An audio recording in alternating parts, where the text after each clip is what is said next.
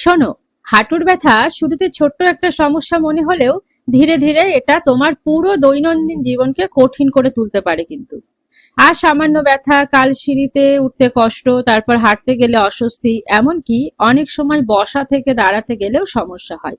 অনেকে ভাবো এটা সাধারণ একটা ব্যথা, কিন্তু সময় মতো যত্ন না নিলে হাঁটুর শক্তি কমে যেতে পারে এবং চলাফেরা সীমিত হয়ে যেতে পারে, তুমি আর বেশি চলাফেরা নাও করতে পারো।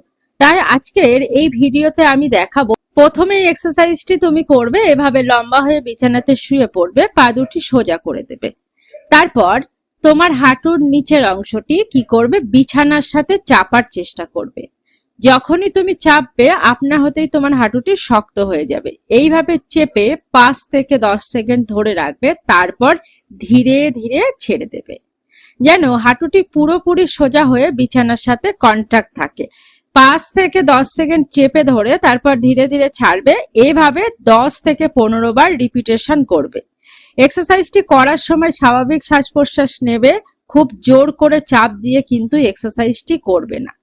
এই এক্সারসাইজটি করলে তুমি কি উপকার পাবে? এই এক্সারসাইজটি তোমার হাঁটুর চারপাশের মাংসপেশিকে শক্তিশালী করতে সাহায্য করবে, বিশেষ করে আমাদের থাই মাসেলের শক্তি বাড়িয়ে দেবে, হাঁটুর জড়তা কমাতে, ব্যথা নিয়ন্ত্রণে রাখতে এবং হাঁটুকে বেশি স্টেবল করতেও এই এক্সারসাইজ কিন্তু খুব উপকার করবে।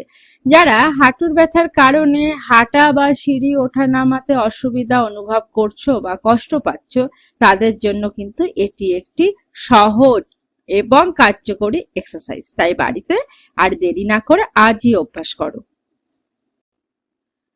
2 নম্বর যে এক্সারসাইজটি দেখাচ্ছি, এই এক্সারসাইজটি করলে তোমার পায়ের রক্ত চলাচল স্বাভাবিকভাবে বৃদ্ধি পাবে, পেশির জড়তা কমাবে এবং হাঁটুর উপরে চাপ কমাতেও কিন্তু সাহায্য করবে।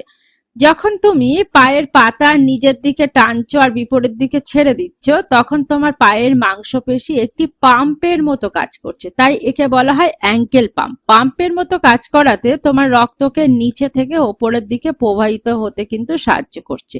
ফলে পায়ের যে ফোলা ভাব, ভারী ভাব এবং স্টিফনেস থাকে অনেকটাই কমে যাবে। এবার দেখে নাও কিভাবে করবে। একইভাবে সোজা হয়ে শুয়ে থাকবে। এবার তোমার পায়ের পাতা দুটি ধীরে ধীরে তোমার দিকে টানবে। এইভাবে টেনে তুমি 1 থেকে 10 কাউন্ট করবে, তারপর আবার ধীরে ধীরে ছেড়ে দেবে। ঠিক এভাবে বারবার তুমি মুভমেন্ট করবে, অন্তত 20 থেকে 30 বার এই মুভমেন্টটি করবে। খেয়াল রাখবে এই এক্সারসাইজ করার সময় পা যেন রিল্যাক্স থাকে। ধীরে ধীরে করবে, কেউ জোর করে টানবে না, তাহলে কিন্তু লিগামেন্ট ছিঁড়ে যেতে পারে। তাই খুব সাবধানতার সাথে তুমি এটি অভ্যাস করো।